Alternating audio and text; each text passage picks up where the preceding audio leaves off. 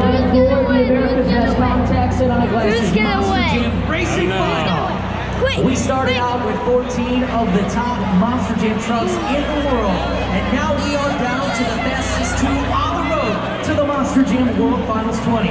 The winner of this race will earn 14 points and take the lead in pursuit of tonight's overall event championship.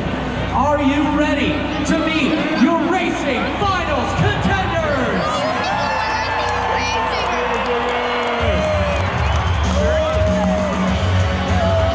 In the left lane, the hometown driver from Menifee, California, it's Eric Swanson in Obsessed.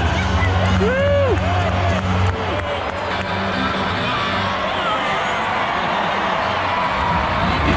And the right lane from Kill Devil Hills, North Carolina, it's Adam Anderson in Gravedigger. Gravedigger 2-0 in his career over Eric Swanson in Obsessed. But remember, Obsessed had the fastest time of the night, a 17.3 last round.